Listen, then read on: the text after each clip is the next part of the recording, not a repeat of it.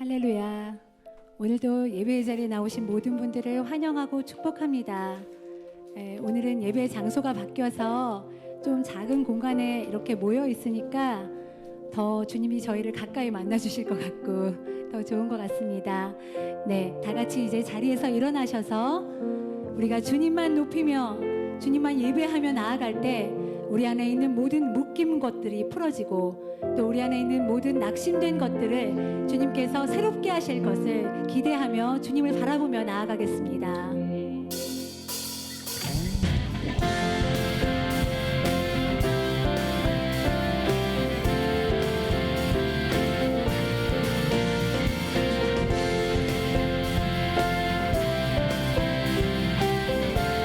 나는 주만 높이리. 나는 주만 높이리. 결코 내 맘 변치 않네. 세상 모든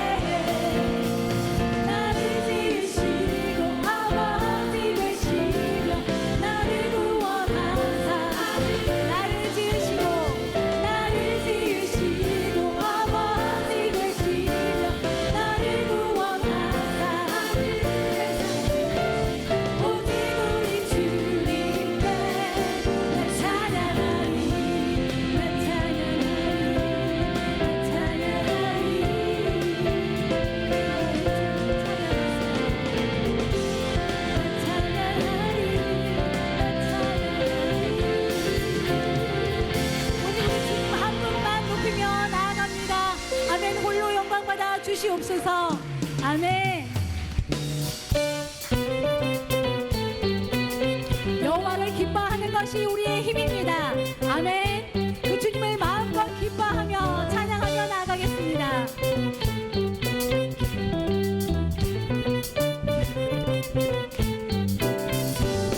주의 친절한 발에 안기세 우리 마음이 평안하리니 항상 기쁘고 복이 되겠네 영원하신 발에 안기세 아멘. 주의 친절한 발에 안기세 우리 마음이 평안하리니 항상 기쁘고 복이 되겠네 영원하신 발에 안기세 아멘. 주의 발에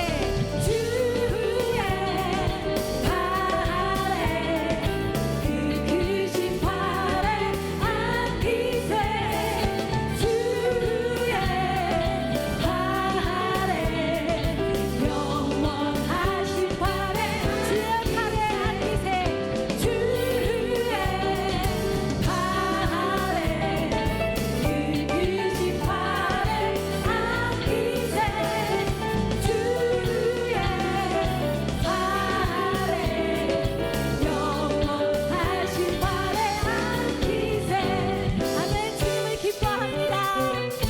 주님을 찬양합니다.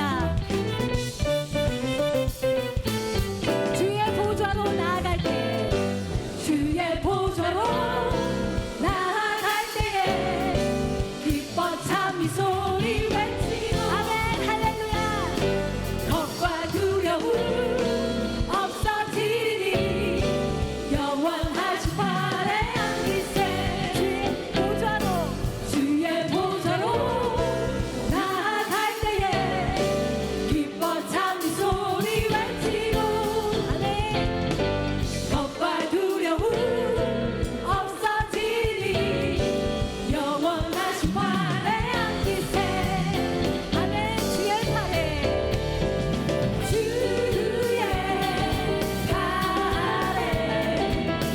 크신 발에 안기세 주의 발에 영원하신 발에 더욱더 기쁨으로 주의 발에 그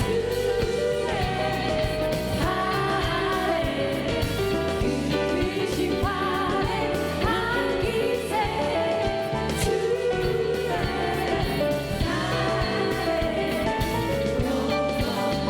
우리의 목소리를 높여서 주의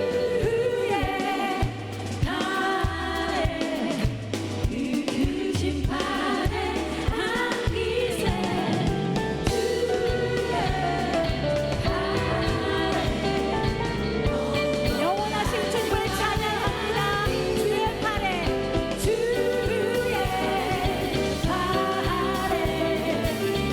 크신 발에 안기세 주의 발에 영원하신 발에 영원하신 발에 영원하신 발에 영원하신 발에 영원하신 발에 안기세 우리의 영원한 소망 되신 주님을 찬양하며 경배와 찬양을 드립니다. 아멘. 아멘. 주님 홀로 영광 받아 주시옵소서. 아멘. 네, 다 같이 자리에 앉으셔서 계속해서 주님을 예배하며 나아가겠습니다.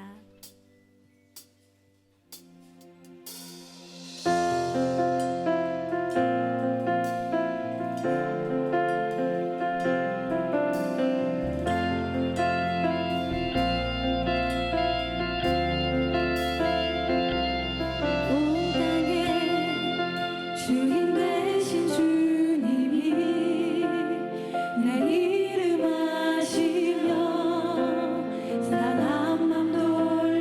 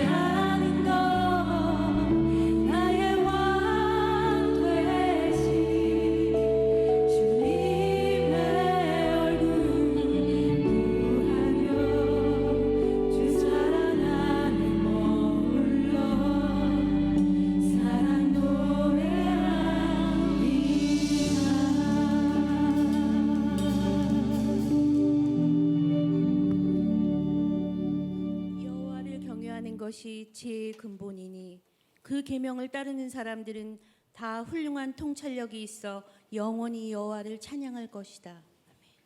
하나님 아버지, 우리를 예배의 자리로 불러주시고 찬양케 하심에 감사와 찬양을 올려드립니다. 연약하여 넘어지고 낭망하지만 주님의 긍휼과 인자하심에 의지하여 주의 전에 나왔습니다. 주님의 신실한 사랑의 품으로 한 영혼 한 영혼 안아주시고 십자가의 보혈로 덮어주시사 부활의 능력과 새 생명으로 충만케 하옵소서. 우리에게 의의 옷을 입혀주시고 의의 길로 인도해 주신 하나님을 찬양하며 더욱 하나님 높이기를 소망합니다. 또한 주님 앞에 의인의 삶을 이루어가길 간절히 기도합니다. 하지만 우리 안에는 여전히 죄의 속성이 남아있음을 고백합니다. 여전히 세상에 대한 미련이 남아있고 죄에 대한 갈망 역시 끊임없이 우리를 괴롭히고 여기에 흔들리는 마음에 갈등을 휩싸이는 모습 또한 가지고 있습니다. 간절히 기도합니다. 예수 그리스도의 보혈로 우리를 정하게 하여 주옵시고 죄의 뿌리까지 도말하시는 십자가의 능력이 임하게 하옵소서. 세월을 살아가며 연수를 채울수록 주를 향한 지혜가 가득 차길 원합니다. 우리의 모습에 그리스도의 향기가 풍성하길 소망합니다. 겉사람은 세상 사람들과 같이 거칠고 험난한 여정에 지칠지라도 우리 속사람은 그리스도의 은혜로 더욱 새로워지게 하여 주옵소서. 주님, 우리 교회가 가정을 살리며 한 영혼을 소중히 여기는 구원의 방주가 되게 하시며 선교하시는 아버지의 마음과 뜻을 이루는 교회 되게 하옵소서. 5월 가정의 달을 맞이하여 주님이 주신 소중한 가족을 겸손과 온유로 오래 참음으로 사랑 가운데 서로 용납하게 하시며 평안에 매는 줄로 성령이 하나 되게 하신 것을 힘써 지키는 주님을 경외하는 가정 되게 하여 주옵소서. 다음 세대를 위하여 기도합니다. 우리 부모들이 먼저 주를 경외하며 부모를 공경하라는 주님의 말씀에 순종하는 본을 보이길 원하오며 자녀들의 마음을 헤아리지 못하고 노엽게 했던 것을 용서하여 주옵소서. 어그러지고 거스르는 세대 가운데 우리 자녀들이 하나님의 흠 없는 자녀로 세상 가운데 빛과 소금으로 생명의 말씀을 밝히며 생육하고 번성하라는 하나님의 창조 명령을 준행하는 자녀 되게 하옵소서. 거룩하신 주의 말씀 앞에 섭니다. 말씀을 전하시는 노이태 목사님에게 성령의 기름 부으사 듣는 우리들 모두 살아 운동력 있는 주의 말씀이 영혼을 쪼개고 깨우며 삶을 변화시키는 힘이 되게 하옵소서. 예배를 섬기는 모든 손길 위에 주님 축복하여 주시고 언제나 주님이 함께 하시는 기쁨으로 충만케 하옵소서. 우리 모두 주님의 일에 쓰임받기를 원하는 소망을 품고 항상 주님을 주목하고 따르게 하옵소서. 마치는 시간까지 성령님의 임재로 충만케 하여 주시고 우리들의 예배가 주님이 흠양하시는 예배 되길 바라오며 길이요 진리요 생명이신 우리 주 예수님의 이름으로 기도드립니다. 아멘.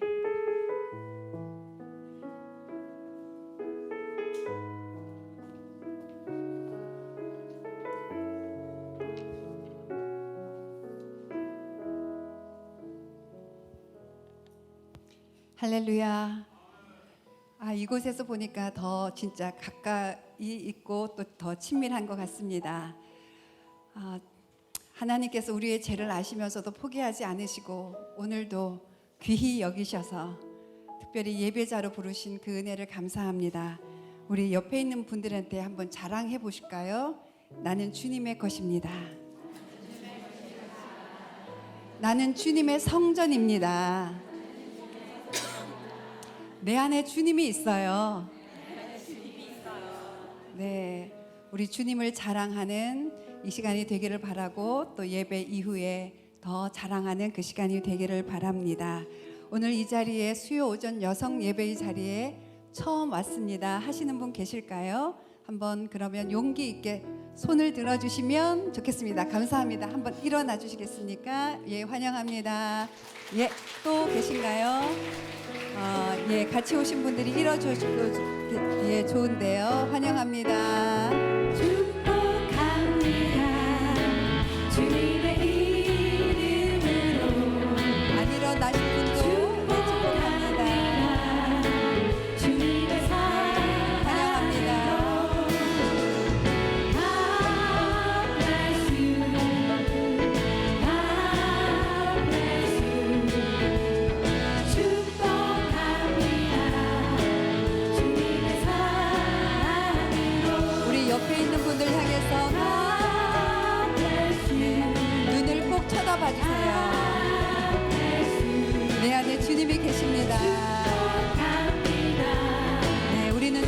것입니다. 아멘. 환영합니다. 환영합니다. 예, 일어나신 분이나 또 일어나지 못하신 분이나 환영하고, 또 오늘을 기점으로 수요오전 여성 예배에서 계속 기도하시고 예배하시는 예배자로 사시기를 축복합니다. 오늘 우리에게 주시는 하나님의 말씀을 다 함께 일어나서 듣도록 하겠습니다. 예, 오늘 우리에게 주시는 하나님의 말씀은 창세기 50장 24절에서 25절 말씀입니다. 두 절이니까요, 제가 읽도록 하겠습니다. 그런 후에 요셉이 그의 형제들에게 말했습니다. 저는 이제 죽지만 하나님께서 분명히 여러분을 돌아보셔서 여러분을 이 땅에서 데리고 나가 아브라함과 이삭과 야곱에게 맹세하신 땅으로 인도하실 것입니다. 요셉은 이스라엘의 자손들에게 맹세시키면서 말했습니다. 하나님께서 분명히 여러분을 돌아보실 것입니다. 그러면 여러분은 제 뼈를 이곳에서 갖고 나가 주십시오. 아멘. 예, 자리에 앉아 주십시오. 오늘 우리에게 이 말씀으로 하나님을 보여주는 인생이라는 제목으로 말씀 전해주시는 노이태 목사님은 온누리교회 차세대 본부장으로 섬겨주고 계십니다. 여러분 환영의 박수로, 또 하나님께 감사의 박수로 올려드리겠습니다.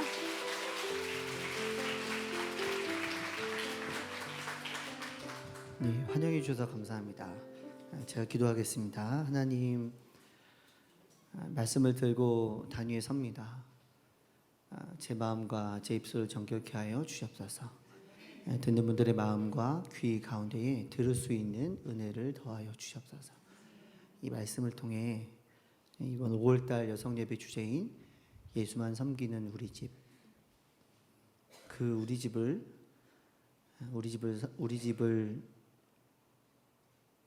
사모하고 소망하게 인도하여 주시옵소서.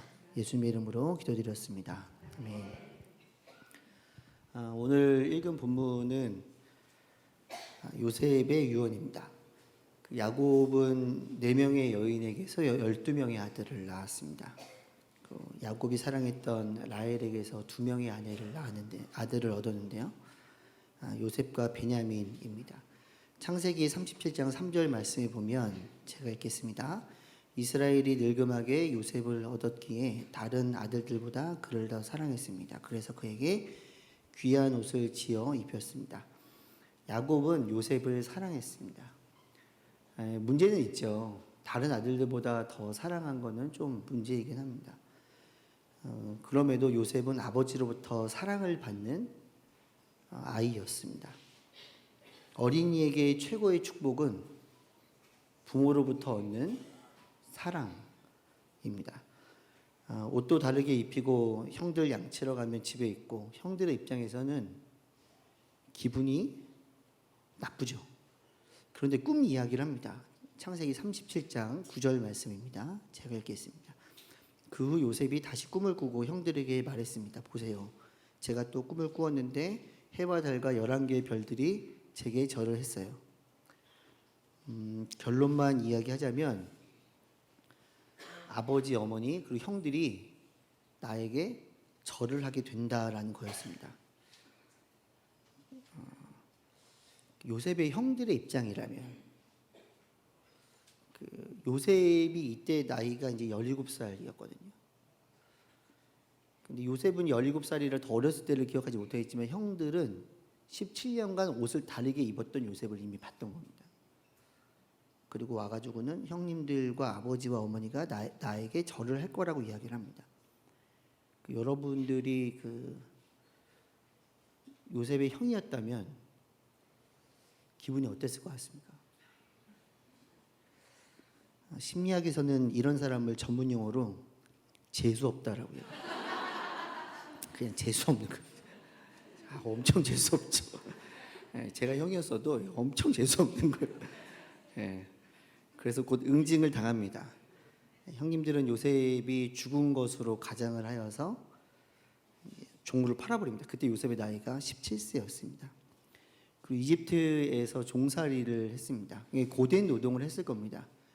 그럼에도 하나님께서 그와 함께 하심으로 그가 은혜를 얻어서 이집트의 왕이었던 바로의 경호대장이었던 보디발의 집에서 재산을 관리하는 사람이 됩니다. 종의 신분이긴 하지만 안전을 보장받는 삶이었습니다. 종으로서는 가장 소망하는 삶이 된 것입니다. 종의 신분이었던 자가 얻을 수 있는 최고의 성공이었죠. 근데 얼마 지나지 않아서 요셉은 누명을 받게 됩니다. 그리고 감옥에 가게 됩니다. 감옥에서 2명의 관원을 만나고 그들의 꿈을 해몽해 주게 되죠. 그러고는 또 시간이 흘렀습니다. 2년이 지나서 요셉은 왕을 만날 기회를 얻게 됩니다.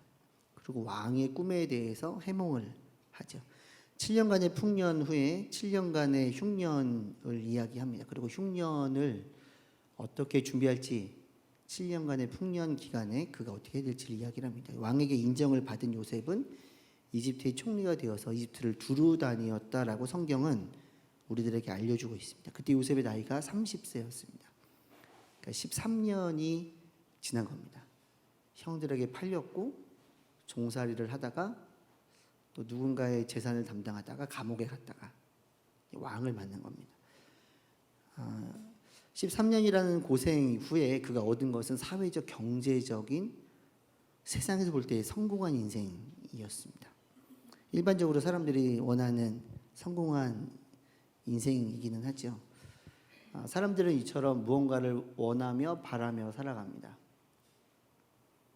누군가로부터 사랑을 받기를 원하고 또 안전하고 안정된 삶을 살기를 원합니다. 또 때로는 가능하면 사회적으로 경제적으로 성공한 삶을 살기를 바라죠. 모든 사람은 무언가를 소망하며 살아갑니다. 몇 해 전에 제가 서빙고에서 중등부 담당할 때 있었던 일인데요. 그 여자아이들 반이었는데 제가 담임을 맡았어요. 그런 일이 뭐 흔치는 않은데 그랬던 이유가 그 아이들이 너무 떠들어서 선생님이 도망을 가버렸어요. 근데 그 친구들 어쩔 수 없이 이제 맨 앞에 앉아서 이렇게 늘 예배를 이렇게 드렸습니다. 제가 이제 반을 맡는 경우가 없지는 않고 종종 있습니다. 근데 반을 맡으면 제가 이제 아이들을 한 명씩 만나거든요. 그래서 한 명 한 명 만나서 이런저런 이야기를 나누는데 한 명의 친구를 만났는데 그 친구는 공부를 실제로 아주 잘하는 친구였어요. 제가 아이들한테 그 당시에 지금 아니 그 당시에 그냥 가끔 하는 질문이 있었는데 야, 하나님이 너의 소원을 들어준다면 너는 어떤 소원을 말하겠니? 근데 그 친구가 저한테 수능을 만점 맞게 해달라고 이렇게 이야기를 하겠다는 거예요. 아 그래. 수능을 근데 네가 왜 만점을 받고 싶냐 했더니 원하는 들어가기 원하는 회사가 있더라. 아 그렇구나.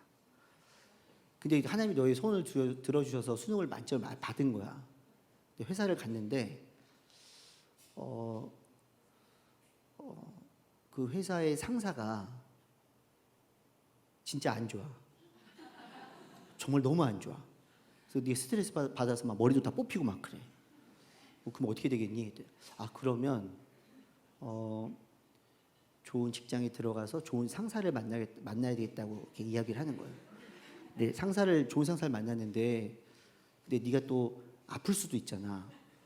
좋은 직장 들어갔고 상사도 좋은 상사를 만나는데 네가 아플 수도 있잖아. 그러면 소원을 다시 말해야 되겠네요. 그죠? 저를 보더니 목사님 왜 이렇게 부정적이세요?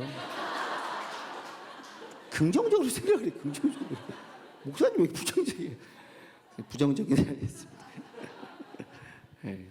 제가 이 말씀을 드리는 이유는 어린이건 청소년이건 어른이건 우리는 무언가를 소망하며 살아갑니다. 모든 사람은 무언가를 소망합니다. 어렸을 때는 부모로부터 사랑을 받기를 소망을 하고 사람들로부터 사랑을 받기를 소망하고 그리고 세상으로부터 안전하게 살기를 소망을 합니다. 사회 경제적으로 많은 것을 갖고 누리는 것 모든 사람들은 일반적으로 이러한 것들을 소망하며 살아갑니다. 오늘 읽은 본문은 이집트에서 남부럽지 않은 삶을 산 후 임종을 앞둔 요셉의 이야기, 그 요셉의 유언입니다. 근데 그가 후손들에게 남겨주고자 했던 것은 무엇일까요? 그는 최고의 위치에 있었지만 사회적 이치나 물질적 풍요로움은 아니었던 것 같습니다. 세상에서 받을 수 있는 사랑과 안전도 아니었던 것 같습니다. 오늘 저희가 두 절 말씀을 읽었는데요. 그 중에 창세기 50장 25절 말씀을 한 목소리로 읽도록 하겠습니다. 시작. 요셉은 이스라엘의 자손들에게 맹세시키면서 말했습니다. 하나님께서 분명히 여러분을 돌아보실 것입니다. 그러면 여러분은 제 뼈를 이곳에서 갖고 나가 주십시오. 하나님께서 분명히 여러분을 돌아보실 것이라고 이야기를 합니다. 여러분들은 이집트에서 살아남아야 됩니다. 혹은 여러분들은 내가 누렸던 것들을 반드시 지켜내야 됩니다. 이 위치와 이 물질을 반드시 지켜서 다음 후손에게 넘겨줘야 됩니다. 라는 말을 한마디도 하지 않습니다. 하나님께서 분명히 여러분을 돌아보실 것이라고 이야기를 합니다. 돌아보실 것이라고 해석된 이 단어는 두 가지의 의미를 함께 포함하고 있습니다. 첫 번째는 하나님께서 분명히 여러분을 방문하실 것입니다. 이게 첫 번째 의미고요. 두 번째 들어있는 의미는 방문하셔서 자세히 살피실 것입니다라고 성경은 우리들에게 증언하고 있습니다. 그러니까 돌본다는 것, 그냥 뭐 돌아본다 정도가 우리가 느끼는 그게 아니고요. 직접 방문하여서 자세하게 살펴볼 것이라고 이야기를 합니다. 그렇다면 요셉은 유언으로 무엇을 말하고 있는가? 그들을 방문하셔서 살펴주시는 하나님을 늘 기다리고 기대하고 그분과 동행하기를 원했다라는 것입니다. 이것이 어렸을 때 사랑을 누렸고 종으로 살았지만 안전함을 누렸고 그리고 인생의 마지막에 총리가 되어서 사회적 경제적으로 최고의 자리에 올랐던 요셉이 자녀들에게 내려주고 있는 유언입니다. 그가 그렇게 유언을 한 이유는 무엇일까요? 자신의 삶이 그랬던 것처럼 가족들 역시 그의 자손들 역시 후손들 역시 하나님과 함께 하기를 그는 소망을 하고 있는 것입니다. 그의 유일한 소망은 하나님을 믿는 것이고 그가 자녀들에게 물려주기 원했던 믿음은 그들 자녀들 역시 하나님을 믿는 것이었습니다. 그가 바로의 경호대장인 보디발의 집에 있을 때입니다. 그가 이제 어떻게 살았는지를 저희가 잠깐 보도록 하겠는데요. 창세기 39장 2절 말씀 저희가 함께 읽도록 하겠습니다. 시작. 여호와께서 요셉은 형통하게 됐습니다. 요셉은 이집트 사람인 주인의 집에 머물렀습니다. 여호와께서 요셉과 함께 하셨다라고 이야기를 합니다. 요셉은 이 사실을 분명하게 알고 있었습니다. 그래서 요셉을 통해서 하나님의 함께 하시는 역사로 인해 요셉의 주변까지도 형통하게 되었다는 것들을 우리는 성경을 통해서 보고 알고 있습니다. 성도 여러분, 하나님은 모든 사람과 함께 하십니다. 그것이 하나님의 속성입니다. 그래서 예수님이 오실 때 그가 임마누엘이라고 우리에게 소개하고 있습니다. 하나님께서 우리와 함께 하신다. 그러면 언제 역사가 일어나는가? 이미 우리와 함께 하시는 하나님을 기억하고 우리 자신이 하나님과 함께 할 때 그때 하나님의 역사가 우리의 삶 가운데 일어나는 줄 믿습니다. 성경은 하나님이 함께하는 사람 그리고 하나님과 함께하는 사람 요셉을 통해 주변이 형통하게 되었다라고 증언합니다. 그의 삶을 그가 그와 함께하신 하나님과 어떻게 함께하였는지 그는 이렇게 고백을 하는 것들을 통해 우리는 알 수 있습니다. 그가 총리가 되고 아들을 낳을 때 두 명의 아들의 이름을 지을 때 하나님의 이름을 넣죠. 창세기 41장 51절과 52절 말씀을 한 목소리로 읽도록 하겠습니다. 시작. 요셉은 하나님께서 나로 하여금 내 모든 수고와 내 아버지 집의 모든 일을 다 잊게 하셨다라고 하며 맏아들의 이름을 므낫세라고 지었습니다. 그리고 그는 하나님께서 나로 하여금 내 고난의 땅에서 번영하게 하셨다라고 하며 작은 아들의 이름을 에브라임이라고 지었습니다. 자, 그가 그의 아들의 이름을 짓습니다. 므낫세, 에브라임. 그들의 이름에 동일하게 들어가는 것은 하나님께서 나로 하여금입니다.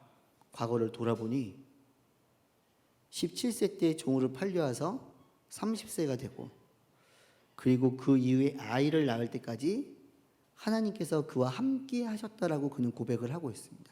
그리고 그는 하나님과 함께 하였습니다. 그리고 자신과 함께 하시는 하나님, 그 하나님과 함께 하였다는 고백을 한 번 더 발견할 수 있는데요. 그를 종으로 팔아버린 형님들을 다시 만났을 때도 그는 이렇게 이야기를 합니다. 창세기 45장 5절 말씀입니다. 함께 있습니다. 하지만 형님들이 저를 이곳에 팔았다고 해서 근심하거나 자책하지 마십시오.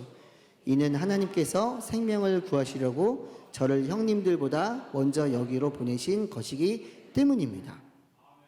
이렇게 고백합니다. 그가 종으로 팔려온 게 형들이 팔긴 했지만 하나님께서 하신 일이라고 고백을 합니다. 요셉은 자신과 늘 함께 하시는 하나님과 늘 함께 했고 그의 가족들도 늘 함께 하기를 소망하고 있습니다. 우리는 이 짧은 본문 말씀에서 중요한 영적 교훈을 얻게 됩니다. 첫 번째는 크리스천은 우리와 함께 하시는 하나님과 함께 하는 사람이라는 것입니다. 두 번째, 크리스천은 가까운 사람이 하나님의 인도하심을 받기를 기도하는 사람이라는 것이죠. 세 번째는 크리스천은 주변의 사람들, 가족들과 동료들, 그들이 하나님을 바라볼 수 있도록 돕는 사람이라는 것입니다. 이번 한 달 주제가 그 조용 목사님 저에게 연락을 주실 때 예수만 섬기는 우리 집이라고 연락을 주셔서 그러면 어떻게 우리가 이렇게 살아갈 수 있을까? 저의 간증의 이야기를 하나 드릴까 합니다. 저는 어릴 때부터 저는 그 여러분들이 보시다시피 그 차분하고 왜 웃으세요? 차분하고 저는 착하고 그래서 어렸을 때는 그 재밌게 놀긴 했는데 기본적으로 이 사회 문제에 대해서 되게 불만과 불평과 이 분노하는 마음들이 제 마음에 많았던 것 같아요. 제 강의를 들으셨거나 아니면 제 설교를 들었던 분들 중에 이미 제 이 간증을 이제 아시는 분도 계시겠지만 제가 고등학교 때는 공부를 많이 하진 않았어요. 근데 공부를 해야 되는구나라는 걸 깨닫게 되고 이제 대학을 가야 되겠다라는 마음을 먹고 아주 죽어라 열심히 공부를 했습니다. 근데 그 시간들을 이렇게 쭉 지나면서 고등학교 때부터 이 사회에 대한 분노가 되게 많았습니다, 실제로. 근데 제가 돌아보면 아버지를 향한 분노였던 것 같아요. 그 아버지를 향한 분노가 세상을 향한 분노로 나갔던 것 같습니다. 아버지가 어렸을 때는 집에 많이 안 계셨는데 그 아버지를 어렸을 때 늘 그리워했거든요. 그래서 아버지가 집에 오셨을 때 너무 저는 좋았는데 아버지가 365일 중에 거의 300일 가까이는 술을 드셨던 것 같아요. 그러니까 늘 이제 돈을 버시지만 뭔가 투자하신다고 하면서 이제 그러면서 너희 어머님은 늘 고생을 하시고 이제 그렇게 살았던 것 같습니다. 그러니까 집의 분위기도 이렇게 아무튼 우울하진 않았는데 아무튼 뭔가를 해야 되겠다는 그런 어떤 의지를 내는 게 지금 제가 공부 안 했던 거에 대해서 책임 회피를 하고 있는 거예요. 아무튼 공부해야 될 마음을 먹고 대학을 갔습니다. 근데 어쨌거나 제 안에 쌓여있던 분노가 대학을 가면서 세상을 향한 분노로 됐고 아버지가 저렇게 사실 수밖에 없는 것은 또 세상의 잘못된 구조 때문이라고 어릴 때부터 좀 생각을 했던 것 같아요. 공부는 안 했는데 그런 생각을 많이 하면서 살았습니다. 대학을 가서 세상을 좀 바꾸고 싶다라는 생각을 했어요. 그래서 여기가 제가 어느 누구도 저를 부르지 않았지만 제 발로 걸어서 소위 말하는 대학생 운동권에 제가 들어왔습니다. 교회를 다니지 않았나 보구나 생각할 수 있는데 저는 엄청나게 믿음이 좋았습니다. 저는 어렸을 때부터 믿음이 좋았고 저는 중고등학교 때도 믿음이 좋았습니다. 공부를 안 했지만 믿음이 좋았고요. 세상을 좀 엉망으로 살은 것처럼 보였지만 하나님을 향한 갈망은 엄청나게 있었습니다. 믿어주세요. 진짜입니다. 그 대학을 가서도 데모를 하러 가서도 저는 믿음이 좋았습니다. 그리고 저는 세상을 바꾸고 싶었어요. 세상이 좀 정의롭지 않아 보이고 좀 문제가 있는 세상을 어떻게든지 좀 바꿨으면 좋겠다는 게 저의 20대 초반의 저의 강력한 저의 개인적인 생각이었습니다.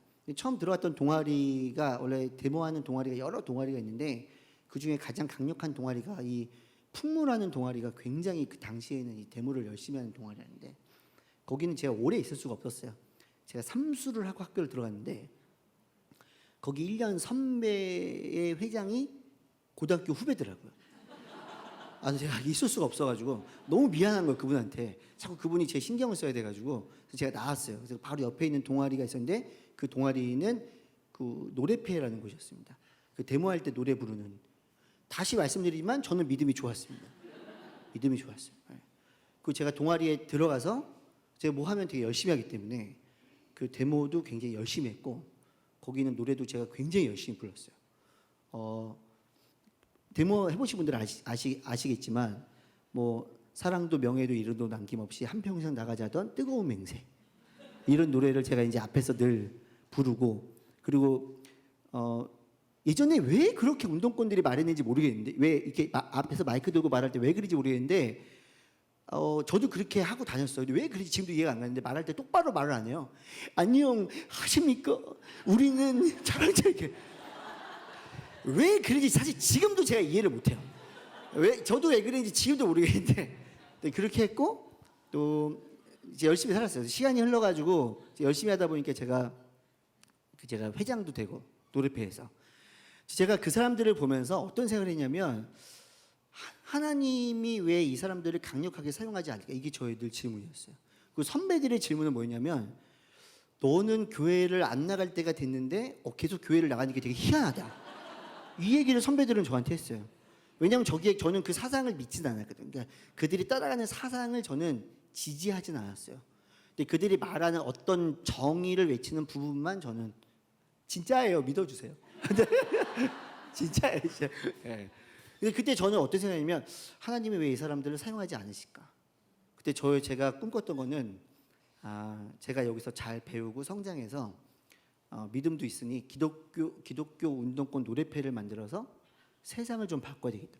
그러니까 20대 초반에 어떤 이 극단적으로 기준이 치우쳤던 사실 20대 초반에 많이 그렇거든요. 극단적으로 기준이 치우쳤던 그때 저의 모습이었어요. 근데 여러분들이 보실 때 운동권이 굉장히 이질적이다라고 생각을 하실 수 있는데 교회를 오랫동안 다녔던 사람들에게는 그렇게 이질적이지 않습니다. 왜냐하면 우리는 묵도하고 그리고 임대송 부르고 그리고 뭐 한 사람 간증하고 그다음에 찬양하고 한 사람이 나서 이렇게 설교하고 이렇게 하잖아요. 똑같아요. 처음에 거기 묵도 대신에 묵념하고 그다음에 임내송 우리가 똑같이 이곳에 임하소서 부르는 것처럼 똑같이 노래를 불러요. 그게 사랑도 명예도 이렇게 노래를 부르죠. 네. 안 까먹어요. 좀 잊혀졌으면 좋겠는데 하도 오랫동안 불러가지고 잊혀지질 않습니다. 그리고 그다음에 또 간증자도 나와요. 뭐 철거미면 철거미, 뭐 금속노조면 뭐 이렇게 뭐 자동차 만드는 사람 뭐 이렇게 나와서 뭐 또 간증해요. 그다음에 연설자가 나와서 또 연설하고 또 우리가 나갈 때 우리가 마지막 우리가 막 나가서 사랑의 해진 찬양 부르잖아요. 거기도 똑같이 불러요. 나가기 전에도 세상 가서 우리가 이렇게 살자고 또 노래를 불러요. 똑같아. 가사도 되게 비슷합니다. 우리는 예수 나의 첫사랑 대신에 이렇게 부르는데 거기는 한판 싸움이 시작될수록 우리 마음은 처음처럼 늘 처음을 얘기하고 우리는 하나님의 나라를 얘기하는데 거기는 민족을 얘기합니다. 굉장히 비슷해요. 가사 중에 이런 게 있어요. 우리 청년들의 가슴에는 맹세가 있다. 목숨과도 바꿀 수 없는 애국의 맹세. 우리도 목숨을 바쳐 우리의 목숨을 바쳐 하나님의 나라의 영광을 살아가자 얘기하는데 여기도 애국을 하자. 결국에는 제가 볼 때는 뭐 나름대로 그걸 잘 해석해서 애국을 할 수 있지 않냐 이렇게 생각을 하면서 살았어요. 맨 마지막에 가사가 이렇게 끝나요. 조국이여, 사랑이여, 뜨거운 심장에 피 끓는 맹세요. 죄송하지만 제가 잠깐 노래 부르겠습니다. 노래도 비슷해요. 음도 비슷합니다. 오늘도 내일도 조국 사랑의 길 그리스도 나의 왕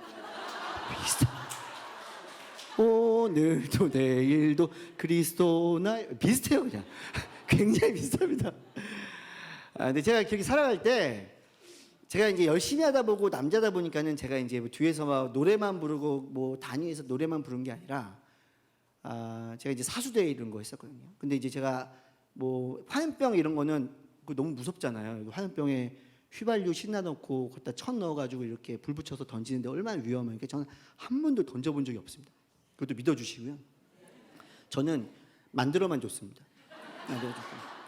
이제 시간이 많이 지나서 공소시효가 지났기 때문에 저는 이제 만들어만 주고 전 던져본 적은 없어요. 진짜. 그럼 저는 주로 뭐 했냐면 이제 쇠파이프 들고 이제 정경들과 대치하고 이렇게 좀 싸우고 이제 그런 걸 했어요. 근데 저는 이제 요즘에 이제 여러 가지로 그런 불평과 불만과 이런 분노를 갖고 살아가던 청년들이 있으면 어떻게인지 대화를 하고 그 안에 있는 선한 동기를 찾아내주고 이렇게 하면 좋겠는데 제 주변에 있었던 분들은 별로 그렇지 않았던 것 같아요. 그래서 제가 교회를 가도 어른들이 저를 바라보는 눈빛은 너무 적대적이에요. 특별히 저희 아버지는 6.25 이후에 굉장히 힘들어진 삶을 사셨기 때문에 데모하는 사람들이 다 어떤 종북, 어떤 그런 빨갱이 이런 걸로 해서 저한테도 그렇게 막 비난을 많이 하셨어요. 근데 그럼 어떻게 되면 아버지 눈을 마주치고 싶은 마음이 없습니다. 안 그래도 아버지를 향한 분노가 있는데 아버지가 저에게 말씀을 하시니까 그러면 이제 아버지에 대해서 이제 거의 정서적으로는 연을 끊고 사는 거죠. 그 저희 누님이 저를 향해서 맨날 우는 거예요. 아니 나는 되게 열심히 살아가고 있는데 누님이 저를 바라보면서 희태야, 네 눈은 지금 썩은 동태 눈깔 같아. 근데 학교를 가면 저희 선배들이 저한테 희태야, 네 눈빛에서는 10살의 눈빛이 흘러. 이 어디 집에서는 썩은 동태 눈깔이라고 하는데 학교 가면 10살의 눈빛이라고 하잖아요. 그럼 극단적으로 기준이 치우쳐 있는 저의 입장에서는 제가 집에를 들어가고 싶겠습니까? 그냥 학교에 있고 싶겠습니까? 학교에 있고 싶죠. 되게 간단한 논리입니다. 근데 그 중에서 그 시간이 흘러가는데 저한테 한마디도 말씀 안 하셨던 딱 한 분이 계세요. 그분이 저희 어머니십니다. 어머님 제가 고등학교 내내 공부 안 할 때도 저를 혼내신 적이 없으세요. 네가 그래서 네 인생이 어떻게 되겠냐고 말씀하신 적이 한 번도 없어요. 저희 어머니 없어요. 저희 어머님이 되게 유약한 분이라고 생각하실 수 있는데 저희 어머님은 한 교회에서 25년간 주방을 담당했던 권사님이십니다. 네. 제가 고3 때도 거짓말을 하면 따귀를 때리셨던 분이에요. 저는 저희 어머님의 그런 교육 방침은 바르다라고 생각을 합니다. 저는 필요하다고 생각을 해요. 저희 어머님은 굉장히 강인하신 분이세요. MBTI로 ESTJ. 사업가요. 되면 되는 거지. 모든 몸을 다. 근데도 저한테 한마디도 말씀 안 하셨어요. 딱 한 번 말씀하셨는데 그게 뭐냐면 잘 모르시겠지만 매년 8월 15일에 그 전국에 있는 대학생들이 모여서 범청학년 대회라는 걸 해요. 거기는 가지 마라. 근데 거기를 가지 말라 그랬던 이유가 뭐냐면 그날이 8월 15일이 주일이었어요. 예배는 드려야 된다. 그래서 가지 말라고 하셨어요. 그리고 한마디도 말씀 안 하신 거예요. 그렇게 이제 시간이 흘렀죠. 그렇게 계속해서 누님은 저를 바라보면서 동태 눈깔이라고 하고 저희 아버지는 저를 향해서 비난을 하시고 하루는 제가 이제 늘 데모하듯이 이제 앞에서 쇠파이프를 들고 정경들과 이렇게 대치하고 이렇게 싸우고 있는데 원래 그 화염병을 아무 데나 던지는 게 아닙니다. 화염병은 뒤에서 저렇게 백골단이 체포조가 저희를 잡으러 오면 뒤에 사인이 들어오고 저희가 빠지면 그 사람들 못 들어오게 하려고 이렇게 바닥에다 던지는 거거든요. 때로는 이제 나쁜 애들이 하늘에다 던지기도 하는데 내가 너무 자세하게 말씀드려 죄송합니다. 근데 설명을 좀 드려야 돼가지고 근데 제가 그러면 이제 어떤 사인이 있거든요. 근데 제가 어떤 사인도 듣지 않았는데 갑자기 머리가 너무 아픈 거예요. 머리가 너무 빵 하고 머리가 너무 아픈 거예요.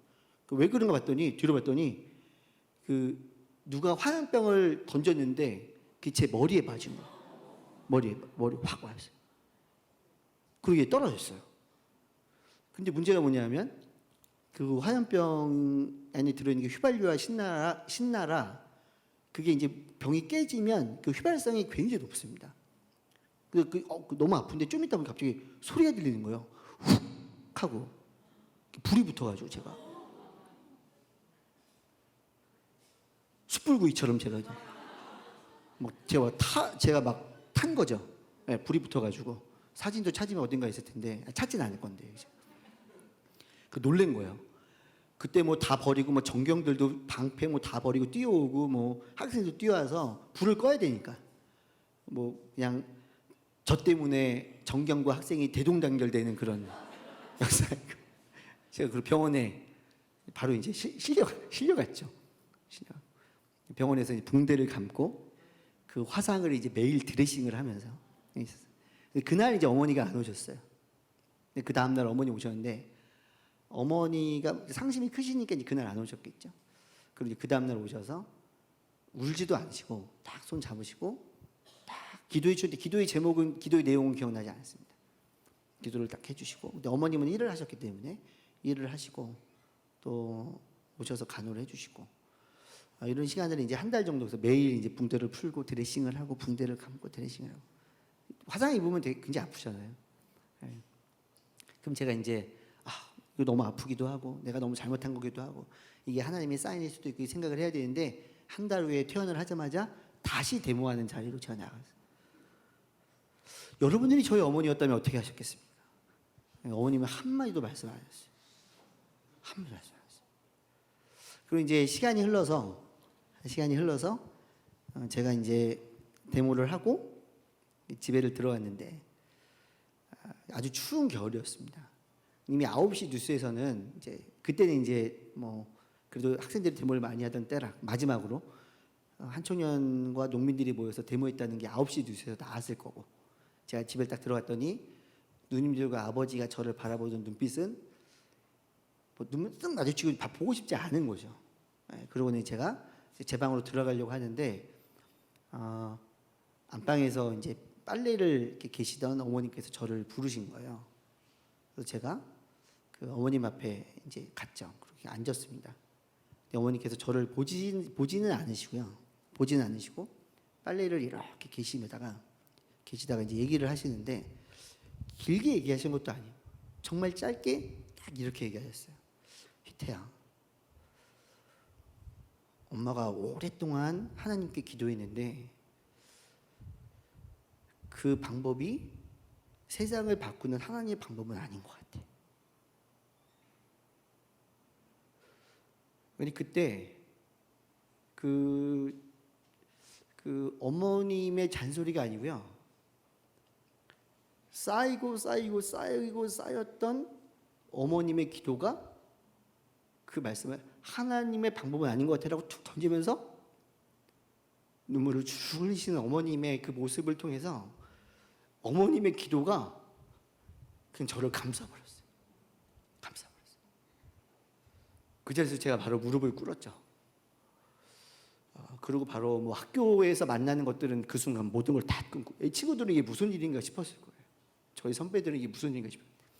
그리고 보지 않기 위해서 하루 종일 하는 저녁에 밤새도록 하는 아르바이트를 찾아서 하고 그리고 바로 이제 그 아르바이트를 하다가 군대를 갔어요. 다시 대학을 복학한 이후에 그 친구들 만나면 다시 그곳으로 가고 싶은 마음이 제 안에 있죠. 왜냐하면 저 안에는 여전히 인간이기 때문에 분노가 남아 있었거든요. 하지만 그때 저를 감쌌던 어머님의 기도가 저의 삶의 어마어마한 큰 방향에 전환을 불러줬습니다. 그 긴 시간 동안 한마디도 말씀을 하지 않았던 어머님. 하지만 그때는 그냥 침묵했던 게 아니라 기도로 또 기도 위에 기도로 또 기도 위에 기도로 쌓았던 그 어머님의 기도가 저에게 임했던 저에게 온 것이죠. 저는 저희 어머님을 통해서 제가 지금 한 가지의 딱 순간의 예화만 말씀을 드렸지만 저는 저희 어머님을 통해서 하나님의 형상을 정말 많이 배웠습니다. 그리고 하나님을 믿는 사람이 어떻게 살아야 되는지에 대해서 저는 어머님을 통해서 너무 많이 배웠습니다. 그리고 저희 어머님 올해 80이신데 저는 지금도 저희 어머님을 통해서 하나님의 형상을 배웁니다. 말할 수 있지만 참으시고 삶에서 가장 큰 가치를 무엇으로 두고 있는지를 보여주십니다. 우리 자녀들에게 우리는 하나님을 온전히 보여주는 삶을 살아야 됩니다.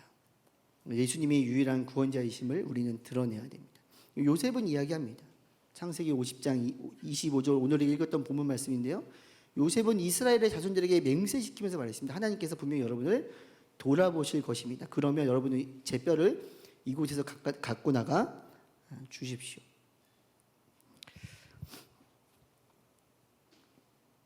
요셉은 그렇게 자녀들이 하나님을 믿고 하나님을 따라가기를 소망했습니다. 이걸 우리 삶에 어떻게 적용할 수 있을까요? 예수님께서 부활하시고 승천하시면서 제자들에게 말씀을 하십니다. 사도행전 1장 4절과 5절 말씀 한 목소리로 읽겠습니다. 시작. 그들과 함께 모였을 때 예수께서 이렇게 명령하셨습니다. 예루살렘을 떠나지 말고 너희가 내게 들은 대로 내 아버지가 약속하신 선물을 기다리라. 요한은 물로 세례를 주었지만 너희는 며칠 안에 성령 세례를 받을 것이다. 아멘. 아멘. 우리에게 성령을 주셨습니다. 우리는 누구를 의지하여 어떤 힘으로 살아가야 합니까? 성령을 의지하여 살아가야 됩니다. 그리고 성령을 의지하여 살아가는 삶이 무엇인지를 우리는 자녀들에게 보여줘야 합니다. 믿음의 삶은 굉장히 투쟁하는 삶입니다. 우리 삶이 너무 평안하다. 그러면 우리는 믿음의 삶을 향해서 나가지 않고 그냥 순간순간 안전한 삶을 살기를 소망하는 마음일 수도 있습니다. 그러면 믿음의 삶이란 무엇인가? 성령을 주신 이후에 성령을 받은 사람이 믿음의 삶으로 살아가는 모습에 대해서 사도행전 1장 8절은 이렇게 증언합니다. 함께 읽습니다. 시작. 그러나 성령께서 너에게 오시면 너희가 권능을 받고 예루살렘과 온 유대와 사마리아와 땅끝까지 이르러 내 증인이 될 것이다.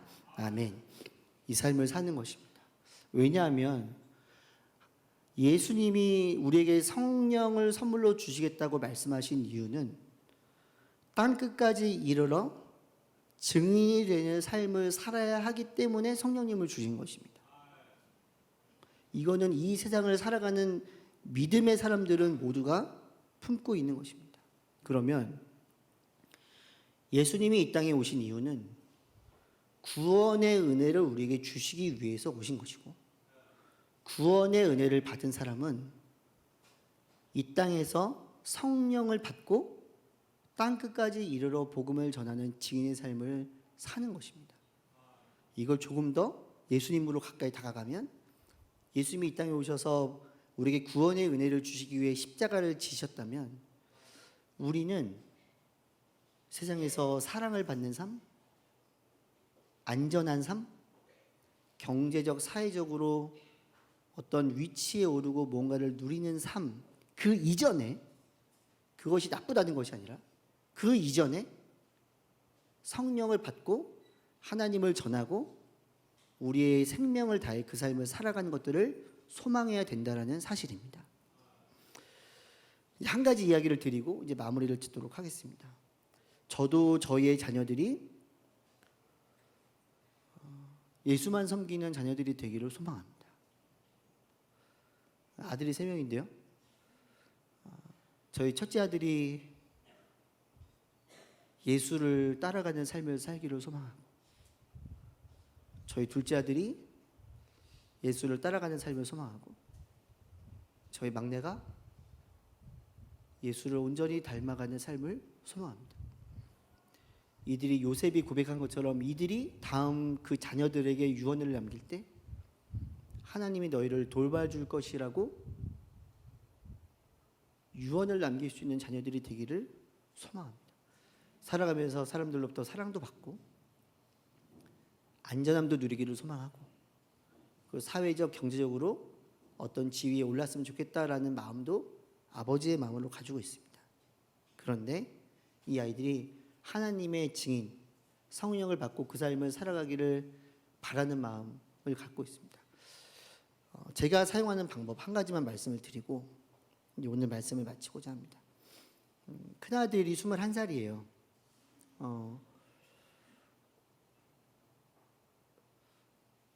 아들 고3 때 이런 삶을 살아갔으면 좋겠다는 게 너무 저의 마음이었고, 뭐 이런 삶을 당장 아이가 선택하지 않는다 할지라도 이런 삶을 살아야 된다는 것을 이야기를 해주는 것이 부모로서, 믿음의 부모로서의 도리라고 생각을 합니다. 옥살에서가 아니고요. 믿음을 가진 크리스찬 부모로서 그 말을 해주기를 원했습니다. 그래서 고3 때 아이가 이런저런 이야기를 하다가 나름대로 입시 준비를 열심히 하고 나름대로 열심히 했습니다. 그리고 아들이 와서 이야기를 하더라고요. 이 대학을 쓸 수 있는, 지원할 수 있는데 본인이 한 대학만 지원을 하겠다고 이야기를 하더라고요. 그래서 왜 그렇게 생각하니 물어봤더니, 아빠 제가, 저희 아들이 이제 존댓말을 쓰는데요. 아빠 제가 만약에 이 대학을 가지 않고 이쪽에 있는 대학을 가면 제가 군대 가기 전까지 술만 퍼마시다가 군대를 갈 것 같습니다. 그래서 제가 아들을 바라보면서 얘기했죠. 그래, 너는 충분히 그럴 것 같다. 충분히 그러고 나올 놈이다. 그러니까 너의 선택을 지지한다. 왜냐하면 그 대학을 선택한 이유는 본인이 군대 가기 전까지 정말 하나님을 잘 믿고 그 삶을 살다가 군대를 가고 싶은 마음이 있었던 거거든요. 대학을 붙고 안 붙고보다 너의 그 마음을 내가 지지한다. 그래서 제가 한마디를 더 했어요. 왜냐면 저는 이 삶을 소망하기 때문에. 근데 아들아,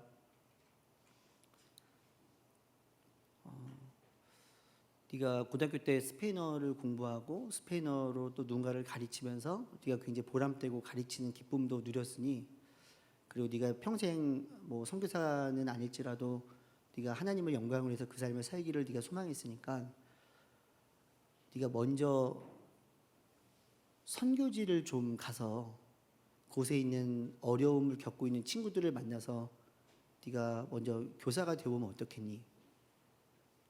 라고 아이에게 도전했어요. 근데 제가 아이한테 가라고 말한 건 아니고요. 대학을 가는 것보다 대학을 가서 누릴 수 있는 것보다 하나님이 아이가 대학을 선택한다 할지라도 우선이 무엇인지는 말해주고 싶었던 마음에 이야기를 한 겁니다. 저희 아들이 일주일간 기도할 수 있는 시간이 필요할 것 같다고 이야기를 하고 그럼 기도를 해라 그렇게 하고 일주일 있다 아들이 와서 아이가 이제 가고 싶었던 대학은 좀 이렇게 가기가 좀 쉽지 않았던 대학이긴 해요. 근데 아무튼 뭐 열심히 했지만 아버지 제가 그 대학을 붙으면 1학년 마치고 선교지를 가고 그 대학을 떨어지면 제가 바로 선교사가 되보도록 하겠습니다. 이렇게 이야기를 했는데 감사하게도 대학을 떨어졌어요. 그래가지고 고등학교 3학년 마지막 겨울방학 때 양지의 선교훈련센터에 들어가서 한 달간 선교훈련을 받고 저희 교회에서 정식 파송을 받아서 작년 4월에 나갔는데 7개월 동안 니카라과라는 나라에서 학교에서 물론 그 아이가 하면 얼마나 했겠습니까? 많은 그곳에 그 나라에 있는 어린 친구들을 만나서 영어도 가르치고 미술도 가르치는 선교사의 삶을 살았고 지금 멕시코로 옮겨서 이제 1년 1개월 정도 됐는데 그곳에서 지역 아동 센터도 가고 또 그 센터에서 하는 학교도 가면서 아이들을 만나서 선교사로 살아가고 있습니다. 제가 가끔 물어봐요. 지난 3개월은 뭘 배웠니? 지난 3개월 동안 느꼈던 것은 뭐니? 어떤 것을 새롭게 알게 됐니? 이런 것들을 물어보는데 니카라과에서 마지막 끝날 때쯤에 아들이 저한테 얘기하는 것은 언어를 조금 배우고 좀 더 배우고 아이들과 함께 대화를 나누고 선생님들과 대화를 나누면서 이 학교에 오는 아이들 가운데 있는 아픔이 자기 마음 가운데 들어왔다라는 거예요.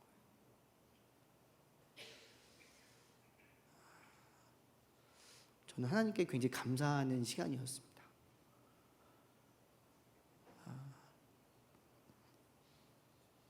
하나님의 마음이 아들의 마음에 들어온 것.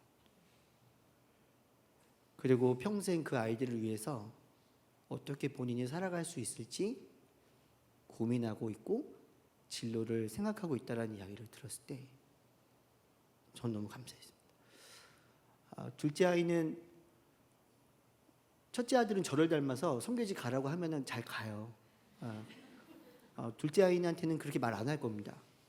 성격이 ISTJ라 그런 거 못해요. 그런 거 말하면은 몇 날 며칠 고생하다가 병들 수도 있어요. 하지만 하나님께서 그 아이에게 또 주실 수 있는 방법이 있겠죠. 어떻게 하면 저희 어머님이 저에게 주신 하나님의 이야기를 우리 아이들에게 남겨줘서 예수만 섬기는 우리 집이 될 수 있을까? 저희 어머님 손자녀가 7명입니다.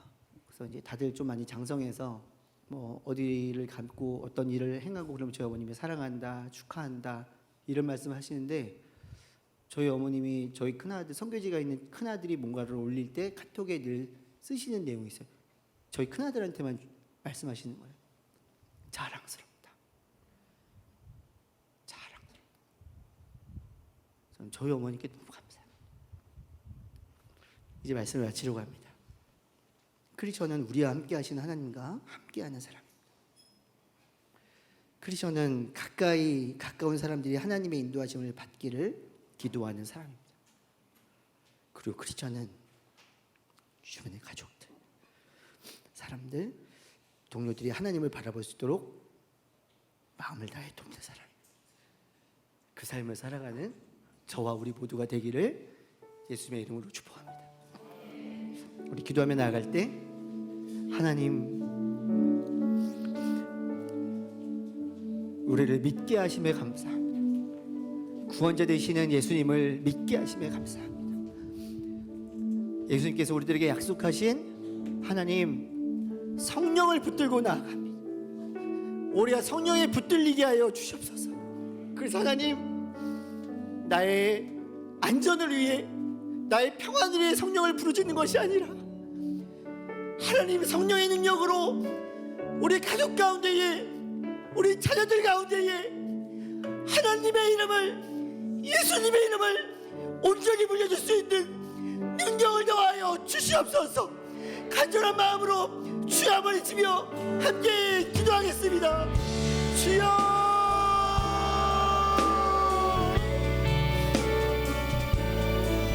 주를 바라보며 나아가니 주를 의지하며 나아가니 주를 기대하며 나아가니 바라보게 하시고 우리가 너무 연약해.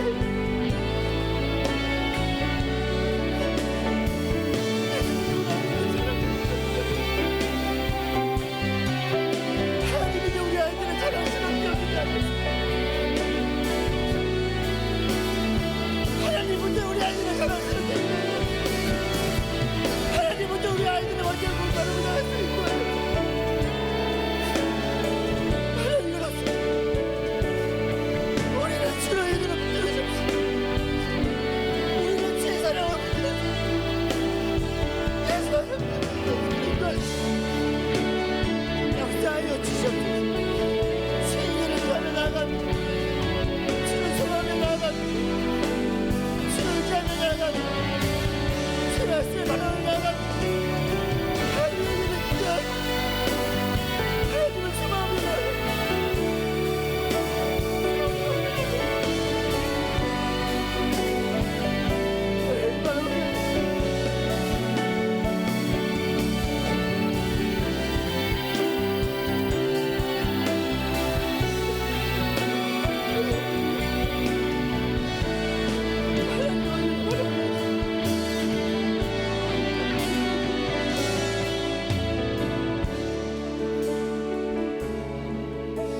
사랑하는 우리 성도 여러분, 오늘 기도하신 분의 고백처럼 우리 예수를 믿고 새 생명을 누리며 살아가지만 다시 오실 예수님을 기다리는 이 땅 가운데는 우리는 옛 세상의 땅을 밟고 있습니다. 사단이 우는 사자처럼 두루 삼킬 자를 찾으며 다니는 세상을 살아가고 있습니다. 나도 모르게 예수님을 믿고 하나님을 믿고 십자가의 은혜를 아는 우리지만 나의 인간적인 욕망과 욕구에 붙들려서 선택을 하고 바라는 것들을 또 소망하는 것들이 우리의 모습이기도 합니다. 그래서 하나님을 따라가는 우리 아이들을 자랑스러워하기 이전에 나도 모르게 순간 세상에서 사랑받는 아이를 향해 박수를 치고 자녀가 안전하게 사는 것이 우리의 삶의 목표인 것처럼 목적인 것처럼 순간순간 넘어지기도 하고 또 세상에서 경제적으로 위치적으로 뭔가를 누리면 성공한 인생처럼 하나님께서 다 해주신 것처럼 나도 모르게 말하는 것들이 우리들의 모습이기도 합니다. 저의 모습이기도 합니다. 우리가 어떻게 해야 되겠습니까? 두 가지입니다. 하나님, 우리가 그런 것도 누리게 되는 자랑, 때로는 자녀들의 그런 모습을 보면서 내 안에 올라오는 우월감, 그렇게 되지 못하는 자녀를 바라면서 내 안에 올라오는 좌절감, 절망감, 때로는 분노. 하나님, 세상의 모든 기준들을 십자가 앞에 내려놓으며 나아갑니다. 내 힘으로 될 수 없는 나의 마음을 십자가의 은혜 앞에 들고 나아갑니다. 주여, 저를 불쌍히 여기시고 주여, 우리를 불쌍히 여겨 주시옵소서. 주여, 우리의 그 마음을 받아 주시옵소서. 함께 기도하며 나아갑니다.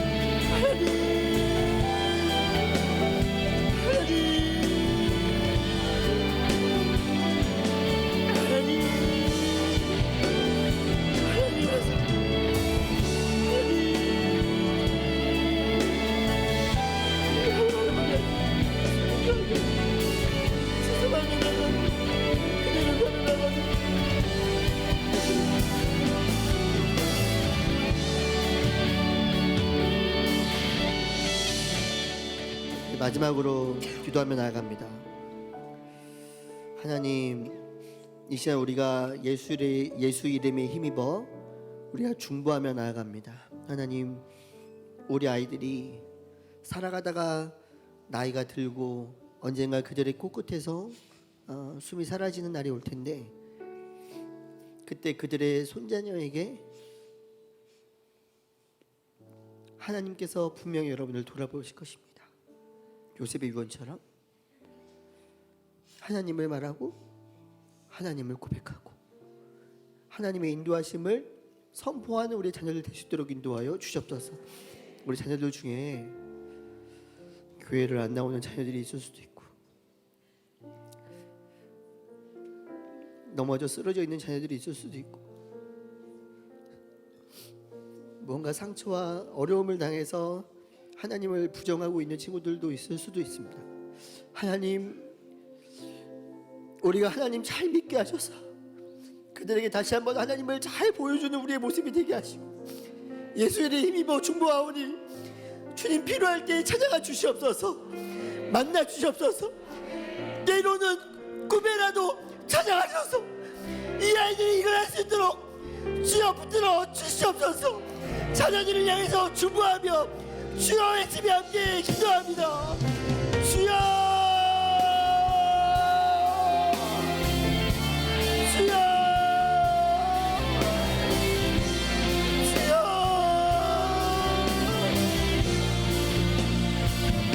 주여.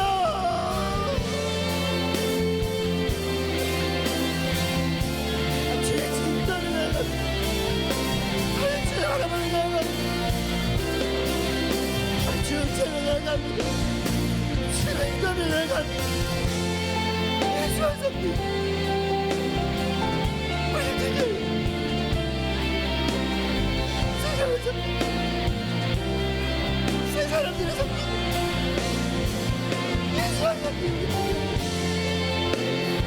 죄인들을 위하여 주를 소망하며 죄인들을 위하여 내가 그야말로 무리하시 주의 기대하게 주의 말씀을 주여 그들의 가정을 도와주시옵소서. 예수님 도와주시옵소서. 예수를 잘 믿게 도와주시옵소서. 예수의 은혜로 선택을 하게 도와주옵소서. 예수의 능력으로 분별하게 하여 주옵소서. 예수의 이름으로 어떤 결정을 하여 주옵소서. 예수를 먼저 말할 수 있는 우리 삶의 예수를 인도하여 주옵소서. 그 은혜를 감사합니다. 어떤 소망하며 나아갑니다. 주의 말씀하신 주 역사하여 주옵소서. 궁금해 꿈에 나갈 수 있도록 인도하여 주옵소서. 그대를 꿈에 소망하며 나아가오니 나의 이들을 보옵소서. 주여 다시 한번 다시 한번 일할 수 용기를 주시오.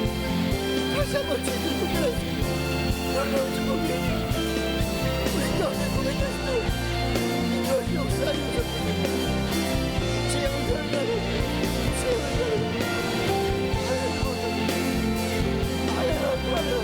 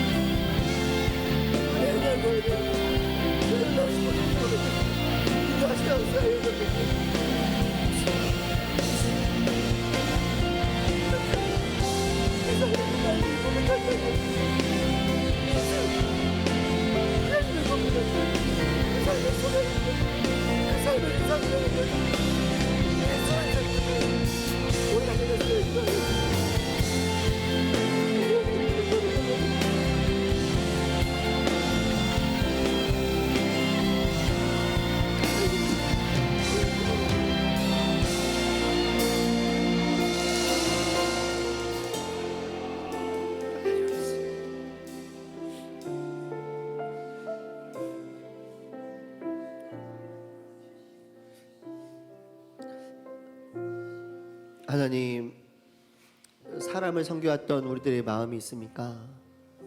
십자가 앞에 내려놓으며 나아갑니다. 안전한 삶이 우리의 삶의 목적인 것처럼 살았던 모습이 있습니까? 마음이 있습니까? 십자가 앞에 내려놓습니다.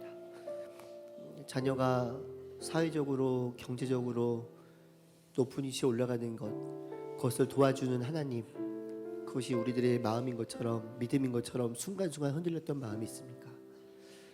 그 마음들을 십자가 앞에 내려놓으며 나아갑니다. 예수만 섬기는 우리 집에게 인도하여 주옵소서. 우리 아이들이 먼 날 그 자녀들에게 유언으로 남길 때 예수만 섬기는 우리 집 되기를 소망한다. 그런 가문 되게 하여 주옵소서.